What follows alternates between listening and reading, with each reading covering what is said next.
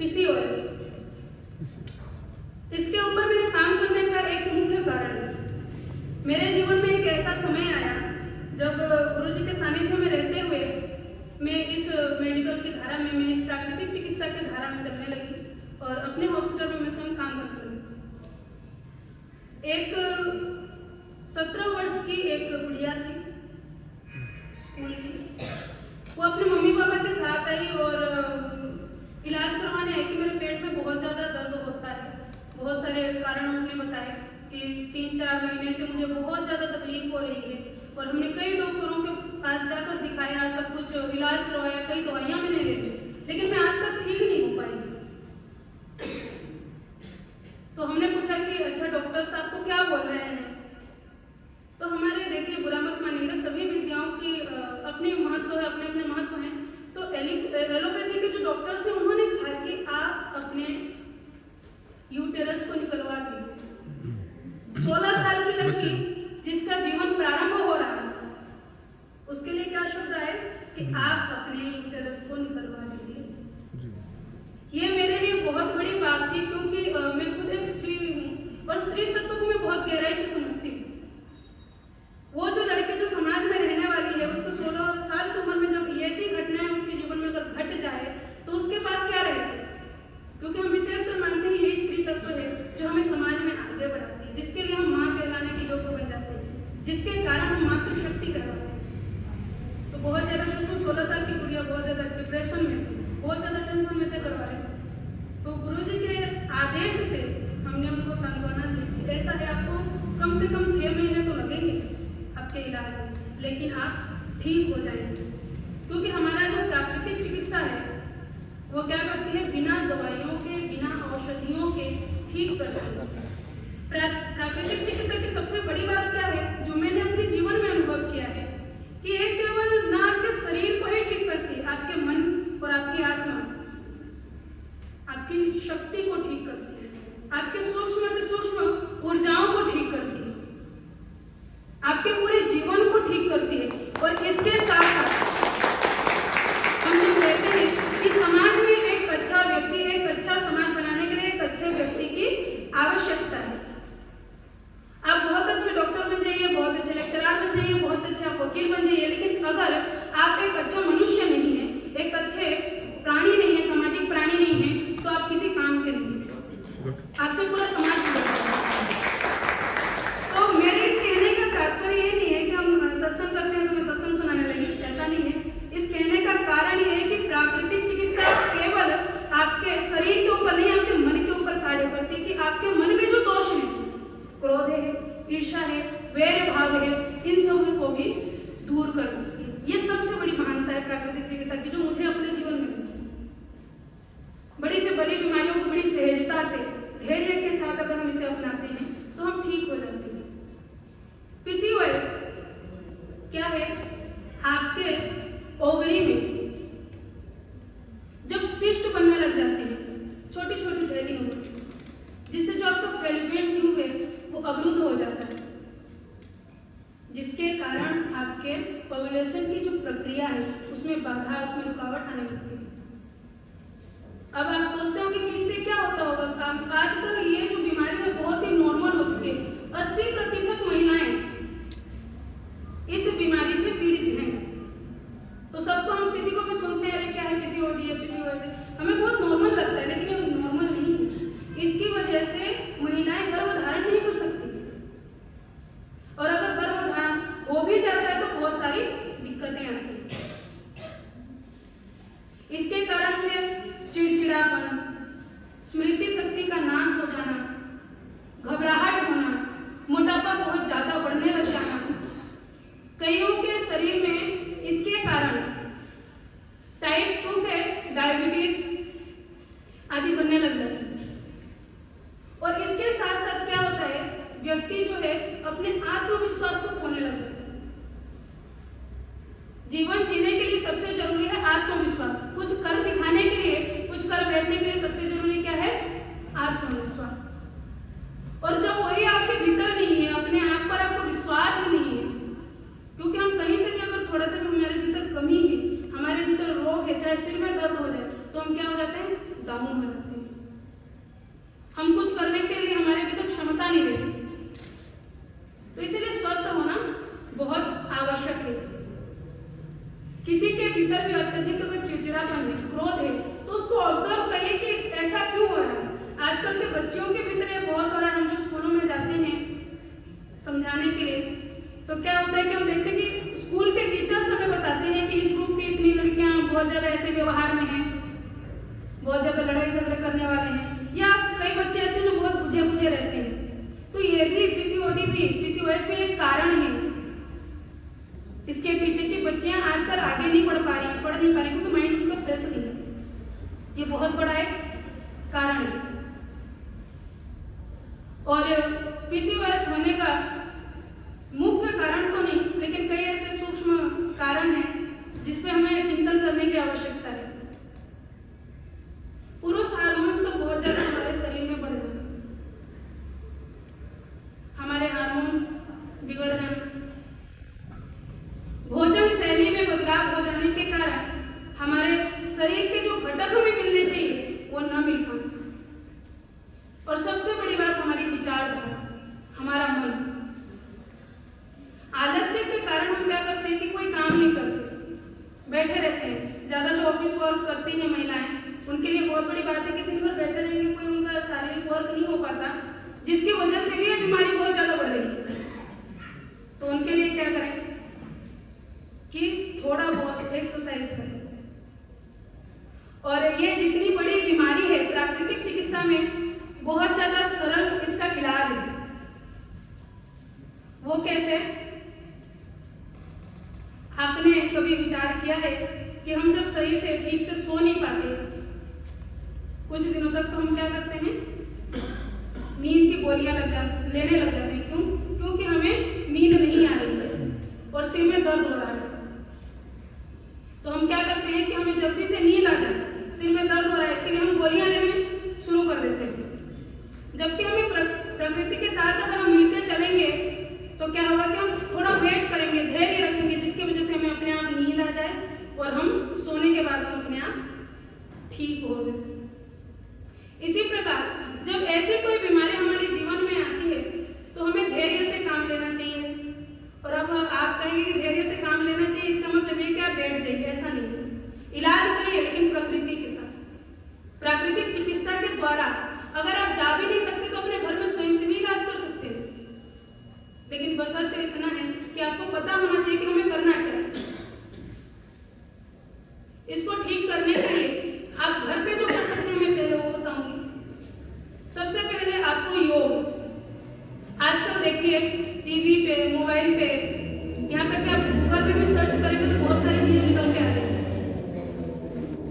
योग के विषय में आप कोई एक भी टाइप करेंगे कुछ भी, तो बहुत सारा विषय निकल कर आ जाएगा।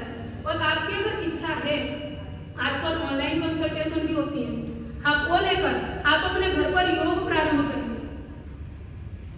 योग से शरीर आपका बहुत हद तक ठीक हो जाए, ये बीमारी बहुत हद तक ठीक हो जाएगी। अगर आप प्राकृतिक चिकित्सालय में नहीं जा सकते तो सबसे पहले घर में योग करना प्रारंभ करिए। योग में सबसे पहले आप बटरफ्लाई, जिसे हम बद्ध कोणासन कहते हैं, बहुत लाभदायक है। मंडूकासन आपके लिए बहुत लाभदायक है, पीसीओएस की जितनी भी पीड़ित महिलाएं हैं उनके लिए। और पवन मुक्तासन, आप सोच रहे होंगे कि पवन मुक्तासन क्यों जरूरी है? क्योंकि आपका पेट जब तक साफ नहीं होगा आपकी बीमारी दूर नहीं होगी, क्योंकि आपस में संबंध है। शवासन वो इसलिए जरूरी है कि आपका माइंड रिलैक्स हो सके। साथ योग के साथ साथ आप मुद्राएं भी करिए। पीसीओएस के लिए सबसे बेहतर और बेहतरीन मुद्रा है योनि मुद्रा, जिसको करने से आपको बहुत लाभ मिलेगा। आज हम यहाँ कह रहे हैं, कुछ दिनों तक आप करके देखिए, आपको सच में बहुत ही लाभ मिलेगा। बहुत ऐसा फील होगा कि मैं काफी हद तक खुद से ठीक हो रही हूँ। मुद्राओं का क्योंकि जीवन में अपना प्रभाव है। और उसके साथ आप ध्यान और स्वाध्याय अवश्य करें। ध्यान और स्वाध्याय क्यों आवश्यक है? मेडिटेशन क्यों आवश्यक है? स्वाध्याय क्यों आवश्यक है? जब तक आप ध्यान नहीं करेंगे, मेडिटेशन नहीं करेंगे, तब तक आपका मस्तिष्क शांत नहीं हुआ। क्योंकि मेडिटेशन केवल आपको बाहरी रूप से नहीं, केवल आपके दिमाग को नहीं, आपके मन को भी शांत करेगा।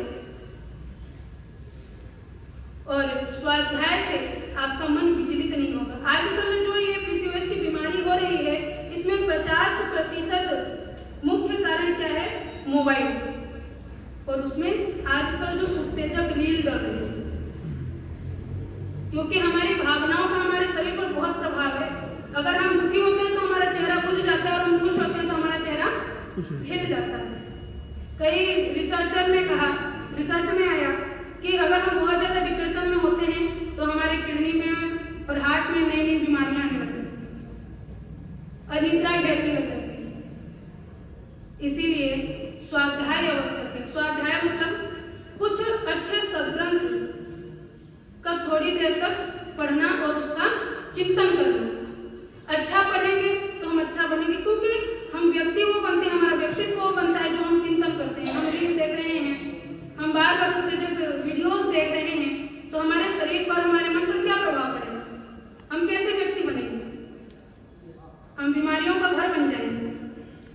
लेकिन थोड़ी देर ही सही, 5 मिनट ही सही, 10 मिनट ही सही, कुछ अच्छी किताबों का हम अध्ययन करते हैं। और कुछ ही तो आप पंचतंत्र पढ़िए, कहानियों की किताब लीजिए। हम आपको ये नहीं कहते आप उपनिषद पढ़िए, लेकिन अच्छी कहानियों। कई लोगों को भक्ति भाव है किसी के अंदर, तो कन्हैया की छोटी छोटी पुस्तकें आती हैं जो उनकी बाल लीलाएं हैं। कई ऐसे बच्चे हैं जो कहानियों में इंटरेस्ट रखते हैं, तो पंचतंत्र की कहानियां हैं, वैदिक कहानियां हैं। इनसे आपको कुछ न कुछ सीखने को मिलेगा, लेकिन वो आपके दिमाग से जो कचरा भर रहा है वो हट जाएगा। आप एक अच्छे व्यक्ति तब बन पाएंगे जब आपके विचार अच्छे होंगे, जब आप अच्छा करेंगे, अच्छा सुनेंगे, अच्छा पढ़ेंगे, अच्छा लिखेंगे। तो स्वाध्याय भी बहुत जरूरी है आपको ठीक करने के लिए। अच्छी किताबों का मतलब आप कुछ ऐसे आपके शरीर से संबंधित, बीमारियों से संबंधित आप नॉलेजेबल बुक्स भी पढ़ सकते हैं, लेकिन कम से कम उन चीजों से आप दूर हो जाएंगे, क्योंकि ये ऐसा विस्फोटक है, एक ऐसी बंदूक है जो हम खुद पर ही चला रहे हैं और हमें मजा भी आ रहा है। खुद का नाश करते हमें बड़ा आनंद आ रहा है। और जब आप स्वाध्याय करेंगे, मेडिटेशन करेंगे, तो आप विश्वास मानिए आप बहुत जल्दी खुद को ठीक महसूस करने लग जाएंगे, पॉजिटिव महसूस करने लग जाएंगे। आप जहाँ भी जाएंगे आपकी पॉजिटिव ऊर्जा से दूसरा भी प्रभावित होने लगेगा, उसको भी ठीक कर सकते हैं। क्योंकि बीमार व्यक्ति के पास बैठकर किसी को अच्छा नहीं लगता, ऐसा लगता है कि हमारी एनर्जी ये सो रहा है। लेकिन अगर आप खुश हैं, हैप्पी हैं, तो आपके पास व्यक्ति बैठ के खुश होगा। तो ऐसे सामाजिक प्राणी बनिए। और इतना करने के बाद आपको क्या करना है? किसी अच्छे प्राकृतिक चिकित्सक के पास जाके उनसे अपनी चिकित्सा करवाइए। क्योंकि मैं यहाँ कह दूँ कि वैसे बताने के लिए तो आप मिट्टी पट्टी करिए, सेक करिए, पेट पर हल्का मालिश करिए, उससे भी आपको बहुत आराम मिलेगा। कटी स्नान लीजिए, लेकिन यहाँ बोल देने से उन चीजों को कर पाना बड़ा मुश्किल है, क्योंकि उसकी जो पूरी विधि है, आप कई लोगों को मैंने देखा है, अच्छा साथ में जो मिट्टी पट्टी करनी हम घर में ही कर लेते हैं। तो मेरे साथ जो काम करते हैं उनको पता है मेरा जवाब, कि हम कहते हैं कि ठीक है कर लीजिए, लेकिन हमारी कोई जिम्मेदारी नहीं है। क्योंकि डॉक्टर को ये पता है, चिकित्सक को ये पता है कि इस प्रकृति के व्यक्ति को कितनी देर मिट्टी पट्टी देना है, इसको ठंडी पट्टी देनी है या इसको गर्म पट्टी देनी है। लेकिन रोगी को नहीं पता, रोगी को केवल सिंपल मिट्टी पट्टी लग रही है, वो कहीं से भी खेत से उठा के ले आए और फिर बाद में बोलेंगे कि हमें तो खुजली हो रही है, हमें तो इचिंग हो रही है। तो ये अपने दिमाग से निकाल दें, और कहीं भी कोई भी आपसे सलाह मांगे तो ये जरूर कहें कि प्राकृतिक चिकित्सा लें अवश्य, लेकिन किसी चिकित्सक के निर्देशानुसार। क्योंकि चिकित्सक को ही पता है। आपको एक बात मैं बताऊं, मैं अपने अनुभव की, ज्यादा समय नहीं लूंगी मैं। एक बीमारी के 10 व्यक्ति हैं, तो एक ही इलाज 10 में कभी भी काम नहीं करेगी, चाहे वो एलोपैथी है, चाहे वो आयुर्वेदिक है, चाहे वो प्राकृतिक चिकित्सा है। ये मेरा अनुभव कहता है। क्योंकि आपको पता है 3 प्रकार, हमारा शरीर 3 चीजों से टिका हुआ है। क्या? वात, पित्त और कफ। कोई व्यक्ति वात का है, किसी के शरीर में किसी की प्रकृति वात वाली है, पित्त वाली है, तो किसी की कफ वाली है, और किसी में तो डबल भी होते हैं, वात पित्त वाले होते हैं, पित्त कफ वाले होते हैं। तो हर एक सबको इलाज, हर एक इलाज, हर एक उपचार सबके लिए कैसे काम कर सकती है? उसकी प्रकृति वो स्वीकार ही नहीं कर पाएगी। तो इसीलिए प्राकृतिक चिकित्सक के सलाह के अनुसार ही इलाज होता है। ये जागरूकता फैलाए। साथ के साथ आपके आसपास की जो बच्चियां हैं, देखिए बच्चों के ऊपर कंसंट्रेट करने का मेरा कारण ये है कि बच्चों के पास में जब गई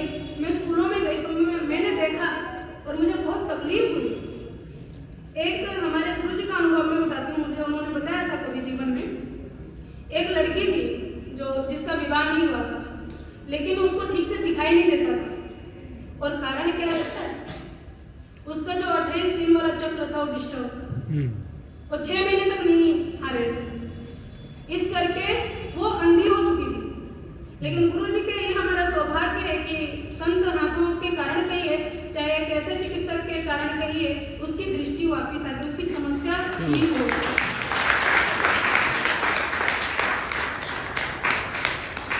तो कहने का मतलब कि अच्छे कोई प्राकृतिक चिकित्सक के पास जाकर ही आप ठीक हो सकते हैं। और यहाँ पर सेमिनार में जितने भी हमारे डॉक्टर्स भाई बहन बैठे हैं उनसे मैं कहूंगी, किताबों से ही पढ़कर इलाज मत करिए, अपने चिंतन से भी इलाज करिए। हर किसी व्यक्ति को एक ही इलाज करना ठीक नहीं। कोई भी व्यक्ति आए, कंसंट्रेशन रखिए कि मुझे इसे ठीक करना है। प्राकृतिक चिकित्सा के साथ साथ योग और मेडिटेशन अवश्य ही सिखाइए। और कुछ नहीं तो आधे घंटे का जब हम रिसर्च पीरियड देते हैं कि अगर हमें 5 ट्रीटमेंट करना है तो हम बीच में 15-20 मिनट उनको फ्री छोड़ते हैं। उसी फ्री समय में आप उनको मेडिटेशन करवा सकते हैं, श्वासन करवा सकते हैं और फिर आप उसका रिजल्ट देखिए। जो उनका कोई इलाज नहीं कर रहा है वो बहुत जल्दी रिकवर होने लगेगा। क्योंकि आज के डेट में मैं आपको बताऊं 80% जो बीमारी है, जो टॉक्सिन्स है ना, हमारे दिमाग की उपज है, बाहरी कोई चीज नहीं है। इसलिए इसको ठीक करना बहुत जरूरी है। आपके पास मेकअप सेट हो, घर सेट हो, सब चलेगा, लेकिन अगर माइंड सेट नहीं है तो सब खराब है। इसीलिए आपको उसके ऊपर भी काम करना है कि कोई भी व्यक्ति हमारे पास आए तो केवल शरीर से ही नहीं, मन से भी स्वस्थ होकर जाए। और प्राकृतिक चिकित्सा में जो भी जिस भावना से आप चिकित्सा करते हैं, आपके मरीज के ऊपर, आपके पेशेंट्स के ऊपर उसका प्रभाव पड़ता है। इसीलिए जब भी आप किसी भी मरीज को इंटरेक्ट करें, किसी भी मरीज से बात करें, तो बड़े ही खुश होकर और उसके भी अपनी ही ऊर्जा को आप ठीक रखें। और ज्यादा ना कहते हुए, समय का ध्यान रखते हुए इतना ही कहूंगी कि विशेषकर लड़कियों के ऊपर, बहनों के ऊपर ध्यान दीजिए, क्योंकि यह बीमारी बहुत ज्यादा प्रचलन में आ रही है। बहुत ज्यादा ऐसा समय आ रहा है कि छोटी छोटी बच्चियां प्रभावित हो रही हैं। इसलिए मैं भोजन के विषय में ज्यादा इसलिए नहीं बोल रही हूँ क्योंकि आहार के विषय में हमारे सर जी ने बहुत अच्छा, बहुत सुंदर बोला है। इसीलिए ध्यान रखिए आहार विहार का, समय का और अपने शरीर का भी। तो आपसे भी यही निवेदन करूंगी कि अपने ऊपर ध्यान देते हुए साथ के साथ अपने आसपास की जो बच्चियां होंगी उन पर भी आप ध्यान